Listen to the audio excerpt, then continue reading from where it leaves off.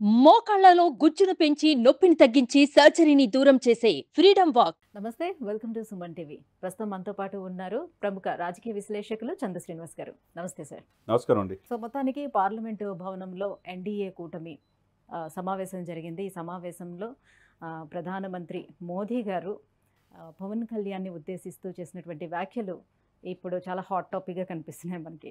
So ఇక్కడ కూర్చున్న వ్యక్తి పవన్ కాదు, ఇది తుఫాను అని వ్యాఖ్యానించడం, అతన్ని కంప్లీట్గా ప్రశంసల వర్షం కురిపించారు అతని పైన. సో ఎలా చూడొచ్చు, ఒక దేశ ప్రధాని, అది మూడవసారి ఒక దేశానికి ప్రధానమంత్రి అయినటువంటి ఆ స్థాయి వ్యక్తి, ఫస్ట్ టైం ఎమ్మెల్యేగా గెలిచినటువంటి ఈ వ్యక్తిపై ఇంత ప్రశంసల వర్షం కురిపించడం ఎలా చూడొచ్చు? డెఫినెట్గా అండి. అంటే దీర్ఘకాలికంగా రాజకీయాల్లో ఈ వ్యక్తి ఉండగలడా లేదనేది చూస్తారు. ఇదే గుజరాత్కి ముఖ్యమంత్రిగా ఉన్నప్పుడు పవన్ కళ్యాణ్ ఒకప్పుడు వెళ్ళాడు సోమవీర్రాజు గారితో. వెళ్ళినప్పుడు మోదీ గారిని చూసిన తర్వాత ఈ దేశానికి మీరు ప్రధానమంత్రి అయితే బాగుంటుందని కోరుకున్నాడు.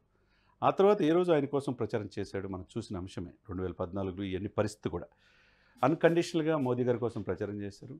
తర్వాత క్రమంలో కొంచెం దూరమైనా కంటిన్యూగా ఆయనతో ఉంటున్నాడు. ఆయన ఈ దేశానికి ప్రధానమంత్రిగా ఉండాలి అని అంటున్నాడు. నిన్న కూడా ఆయన మాట్లాడిన స్పీచ్లో పవన్ కళ్యాణ్ గారు కూడా మీరున్నంత వరకు మా తలదించుకోవాల్సిన అవసరం లేదు, ఎటువంటి దాడులు కానీ లేదు, తల ఎత్తుకొని బతకొచ్చు, ఈ దేశాన్ని మీరున్నట్టు మా అదృష్టం, మీ నాయకత్వంలో మేము కూటమి విజయం సాధించామని చెప్పాడు అంత గొప్పతనంగా. అదే సమయంలో చంద్రబాబు నాయుడు గారి గొప్పతనం గురించి కూడా చెప్పాడు. మీరన్నట్టు ఒక వ్యక్తి, ఒక తెలుగు వ్యక్తి, మన తెలుగు వ్యక్తి, మన తెలుగు రాష్ట్రాల హీరో, మొక్కవని ధైర్యంతో మీరు అన్నట్టు ఎన్నో ఇంటర్వ్యూలో మనం మాట్లాడుకున్నాం పవన్ కళ్యాణ్ గారి గొప్పతనం గురించి. ఇతను ఇక్కడ ఉండాల్సిన వ్యక్తి కాదు, జాతీయ స్థాయిలో వెలుగొందే వ్యక్తి, ఎన్డీఏలో చాలా కీలక పాత్ర పోషిస్తారంటే ఈడెవడరా బాబు చెప్పేదని కొంతమంది అనుకోవచ్చు, నన్ను విమర్శించవచ్చు. అయినా కానీ నేను మొదటి నుంచి కూడా ఇదే సుమన్ టీవీలో చాలా పదులు ఇంటర్వ్యూలో చెప్పాను నేను. Pawan Kalyan is a ordinary person, is not a ordinary person. అతను ఎంత పగిలే కొంది గాజు పొదునెక్కుద్దనే సినిమాలో డైలాగ్ ప్రకారం ఎంత కింద పడితే అంత పైకి లేసే వ్యక్తి. ఎందుకంటే అతనికి ఏంటంటే అతనికి బర్నింగ్ డిజైర్ ఉంది, ఈ సమాజం పట్ల ఏదో చేయాలి, ఈ రాష్ట్రానికి నేను ఏదో చేయాలని. అది ఆ రాజకీయాల్లో దశాబ్దం పైన ఉండటం మామూలు విషయం కాదు. ఈ రోజున ఏ మీడియాలో అయితే ఆయన్ని ఏదో ఒక రాజకీయాలకు పనికిరాడు, ఎక్కడ ఎమ్మెల్యే కాదు అని చెప్పి ఫ్రంట్ లైన్ మీడియాలో ఆయన్ని అంత వ్యక్తిగతనం చేసిన మీడియా సమస్యలు కావచ్చు, వాళ్ళ యజమానులు కావచ్చు, ఇప్పుడున్న ఓడిపోయిన మంత్రులు అందరూ కావచ్చు, ఆయన్ని మానసికంగా ఎంత చిత్రహింసలు గురి చేశారు. తట్టుకున్నాడు, నిలబడ్డాడు. కార్యకర్తలు కొద్దిగా ఎమోషన్ అయితే మీరు ఎవరు నన్ను విమర్శిస్తే నేను ఎదుర్కొంటాను, మీరు వాళ్ళు మైండ్ గేమ్ ఆడుతున్నారు, దాన్ని ట్రాక్ తప్పొద్దు అన్నాడు తప్పితే ఏ రోజు ఆ మంత్రులు విమర్శించిన వల్ల ఫ్యామిలీ విషయంలో జోక్యం చేసుకోవాలా, ముఖ్యమంత్రి గారి విషయంలో జోక్యం చేసుకోవాలా, వ్యక్తిగతానికి అసలు ఎప్పుడు ఇంపార్టెన్స్ ఇలా. అతనిలో ఎంత పరిణితి, ఎంత దెబ్బలు తిన్నాడు. ఈ రోజున జాతీయ స్థాయిలో మీరు మోడీ గారి పక్కన కూర్చున్నారంటే, మోదీ గారి ప్రశంసలు మీరు చెప్పినట్టు ఈ పవన్ కాదు తుఫాను అన్నాడంటే, అంటే 91% సక్సెస్ రేట్తో మొత్తం క్వీన్ స్వీప్ చేశారంట ఆంధ్రప్రదేశ్లో. ఈరోజు ఆంధ్రప్రదేశ్ నుంచి వచ్చిన 22 ఎంపీలు, అది టీడీపీ కావచ్చు, జనసేన కావచ్చు, బీజేపీ కావచ్చు, అధికార పక్షానికి 3 మాత్రం ఆగిపోయింది అక్కడ. 22 ఎంపీలు ఈరోజు వీళ్ళు కనుక ఆ రోజు పవన్ కళ్యాణ్ గారు చెప్పినట్టు బీజేపీ అధిష్టానం ఒప్పుకోపోతే ఈరోజు పరిస్థితి ఏంటి? నితీష్ కుమార్ 12 ఎంపీలు, ఇప్పుడు 22. ఇయే కీలకం. 240 దగ్గర మనం చూసుకున్నాం. 2024లో 240 దగ్గర ఆగింది. ఎప్పుడు చూసుకోండి, ఇప్పుడు లాస్ట్ ఎలక్షన్స్లో 2303, అంతకుముందు ఎలక్షన్ 282. ఇది ఫిగర్, ఇది మారదు కదా. ఎస్ ఈ 240 దగ్గర ఆగిన అంటే కాంగ్రెస్కి అవకాశం ఉన్నదాన్ని అది ఆగిపోయిందంటే ఈరోజు టీడీపీని కలపబట్టి. సార్, 2018 టైంలో మనకి ఇంకా ఎలక్షన్స్ 2019లో ఉంటాయని అనగా ముందుగానే ఎన్డీఏ కూటమి నుంచి చంద్రబాబు నాయుడు గారు బయటకు వచ్చేశారు. సో ఇకపై బీజేపీ వచ్చి టీడీపీ తోటి కలిసే ప్రసక్తి ఉండబోదని చాలామంది ఎక్స్పెక్ట్ చేశారు. బట్ లాస్ట్ మినిట్ వరకు పవన్ కళ్యాణ్ చాలా ట్రై చేశారు. సో కూటమి ఏర్పడాలి ఖచ్చితంగా అని చాలా ట్రై చేశారు. ఒకవేళ అలాగా కలవపోయి ఉంటే పరిస్థితి ఎలా ఉండేది? డెఫినెట్గా ఈరోజు కాంగ్రెస్ అధికారంలో వచ్చేది, అంతే కదా. అంత ముందు చూపు, ఈ దేశానికి మోదీ గారు కావాలి, ఆ నాయకత్వాలు వెళ్ళాలి అంటే టీడీపీని కూడా కలుపుకొని వెళ్ళాలనుకో. అసలు appointment, Amit Shah appointment, Modi appointment దక్కలా. చాలా కష్టాలు ఉన్నప్పుడు ఆ రోజు చూసాం మనం. మరి ఆ రోజున కష్టాల్లో చంద్రబాబు నాయుడు గారికి జైల్లో ఉన్నప్పుడు అపన్నాస్తం అందించడం కానీ, ఓటు చెల్లకుండా, ప్రభుత్వ వ్యతిరేక ఓటు చెల్లకుండా రాజకీయం చేద్దామని చెప్పి ఆ పాయింట్ ఆఫ్ వ్యూ కానీ, ఈరోజు 11 సీట్లకే పరిమితం, 151 నుంచి 11 సీట్ల పరిమితం వెనక తన ఆడిన ఆట అంటే రాజకీయ క్రీడ ఎంత రంజుగా ఉందో చెప్పండి. ఉత్తరాంధ్రను మొత్తం ఊడ్చేశాడు, కోస్తాని కుమ్మేశాడు, రాయలసీమలో రచ్చరచ్చ చేసి ఈ రోజున 11 సీట్లకే పరిమితం చేయటం అంటే నేను అధపాతాలను తొక్కపోతే నా పేరు పవన్ కళ్యాణ్ అంటే ఎంత గట్స్ ఉండాలి. ఆ వ్యక్తిని ఎన్ని దెబ్బలు తగిలితే అంత కాన్ఫిడెంట్ వస్తుంది. ఈరోజు మీరు అన్నట్టు 2018లో ఆ రోజున 7 సంవత్సరాల గ్యాప్ వచ్చింది బీజేపీకి, టీడీపీకి. మోడీ గారిని రాష్ట్రంలో అడుగుపెట్టని నేను ఆ రోజులో అన్న మాట చంద్రబాబు నాయుడు గారిని వాళ్ళు మర్చిపోలే.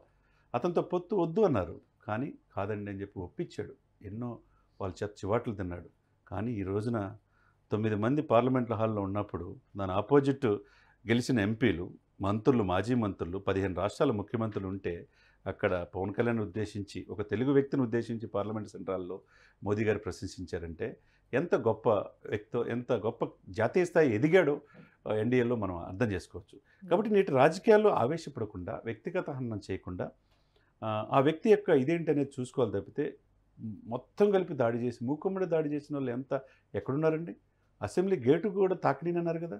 ఈరోజు మీరు గమనించారో లేదో, మొన్న ఎన్డీఏ సమావేశాల కీలక పాత్ర ఉన్నాడు. ఆ తర్వాత అన్న దగ్గరికి వచ్చాడు, ఆశీస్సులు పొందాడు. మళ్ళా వెళ్ళి నిన్న పార్లమెంట్ సెంట్రల్లో ఉన్నాడు, మాట్లాడాడు. మళ్ళీ రాష్ట్రపతి దగ్గరికి వెళ్ళేటప్పుడు కూడా ఆ బృందంతో మా నాయకుడిగా మోదీ గారిని 3వ సారి ఎన్నుకుంటున్నామని చెప్పేసి ఆ యొక్క ఏదైతే వీళ్ళందరూ కూడా సంతకాలు పెట్టిన ఎంపీ లెటర్లు కూడా ఇచ్చారంటే ఆ తర్వాత గెజిటెడ్ నోటిఫికేషన్ ప్రధానమంత్రిగా ప్రమాణ స్వీకారానికి రేపు సాయంత్రం వచ్చిందంటే మనం అర్థం చేసుకోవాలి. అంటే ఒక తెలుగు వ్యక్తి జాతీయ స్థాయిలో ఈరోజు నేషనల్ మీడియా కావచ్చు, తెలుగు మీడియా కావచ్చు, is the trouble shooter, man of the match, man of the series. నిన్న ఆ సభలో మాట్లాడినటువంటి పవన్ కళ్యాణ్ ప్రస్తావించినటువంటి అంశం ఏంటంటే 2014 సమయంలో కూటమితో వెళ్ళి మేము విజయం సాధించాము. అట్ ద సేమ్ టైం ఇప్పుడు కూడా 2024 ఎలక్షన్స్లో కూటమితో వెళ్ళి ప్రభంజనం సృష్టించామని అన్నారు. ఇక్కడ వరకు బాగానే ఉన్న 2014లో కూటమితో వెళ్ళి విజయం సాధించినప్పటికీ కూడా పవన్ కళ్యాణ్కి ఆ తర్వాత ఎటువంటి ఇంపార్టెన్స్ ఇవ్వకపోవడంతో కూటమి నుంచి బయటకు వచ్చేసారు. అందుకే 2019లోని ఆయన ఓన్గా వెళ్ళారు, ఎవరికి వాళ్ళే అని అన్నట్టుగా.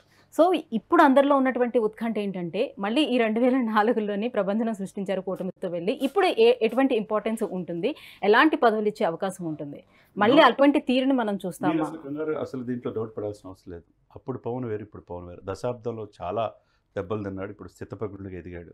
ఆయన తెలుసు ఏం చేయాలో. 2014లో నాకు పదవికాంక్ష లేదు, అనుభవం ఉన్న వ్యక్తి రాష్ట్రానికి ముఖ్యమంత్రి కావాలని అన్కండిషనల్గా బీజేపీ, టీడీపీ, జనసేన కలిపి పోటీ చేశారు. చంద్రబాబు నాయుడు సీఎం చేశారు. ప్యాకేజీకి ఒప్పుకున్నాడన్న ఉద్దేశంతో విధానపర నిర్ణయాలతో విభేదించాడు. 2019లో విడిగా పోటీ చేశాడు, ఓడిపోయాడు. కానీ ఇంకొకరైతే పార్టీ మూసేసుకునేవాళ్ళండి. చిత్తశుద్ధితో ఈ రోజున 2024లో ఉంటే 2024లో ఆటంతా ఆడింది పవన్ కళ్యాణ్. ఇప్పుడు పవన్ కళ్యాణ్ గారు గెలిచింది 100% సక్సెస్ రేటు. 21 మంది మీరు చూసుకుంటే ఎమ్మెల్యేలో మొత్తం కూడా 15 మంది ఎమ్మెల్యే 40,000 పైన ఓటు మెజార్టీ. 15 మంది. హయ్యెస్ట్ 81,870 పంచకల రమేష్, నాయకుడు 70,000 మెజార్టీ. ఇక్కడ జగన్మోహన్ రెడ్డి గారు 65,000కి పడిపోయాడు, లక్ష ఉండాల్సిన వ్యక్తి. దీన్ని బట్టి అర్థం చేసుకోవచ్చు ఎంత సక్సెస్ రేట్ ఈ దగ్గర ఉంది. 2 ఎంపీలు, 21 మంది ఎమ్మెల్యేలు, ఇంత మెజారిటీ ఉండి ఇతనికి ప్రాధాన్యత తగ్గిస్తాడని అనుకోవాల్సిన అవసరం లేదు. అదేవిధంగా పవన్ కళ్యాణ్ గొప్పతనం ఏంటనేది చంద్రబాబు నాయుడు గారికి తెలుసు. ఈయనకి మంచి ప్రాధాన్యత తనతో పాటు సరి సమానంగా ఈ పార్టీ ఎదగటానికి అవకాశం ఉంటుంది. ఈ పార్టీలో కష్టపడిన వాళ్ళకి ఒక 3-4 మంత్రి పదవులు వస్తాయి, ఒక స్పీకర్ వచ్చే అవకాశం ఉంది, ఒక డిప్యూటీ సీఎం వచ్చే అవకాశం ఉంది, చాలా ఉన్నాయి. దాని గురించి వరి కావాల్సిన అవసరం లేదు.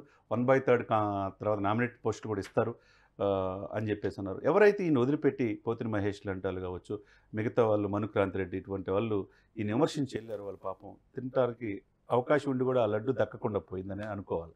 వాళ్ళ పాపం అన్లక్కీ అనేది మనం అనుకోవాలి. రైట్. అంటే ఇప్పుడు ఎవరైతే సీట్ ఆశించారో జనసేనలో ఆ సీట్ రాని వాళ్ళు, కాంప్రమైజ్ అయిన వాళ్ళకి కూడా భవిష్యత్తులో ఏదైనా ఒక పదవి వచ్చే అవకాశం ఉంటుందా?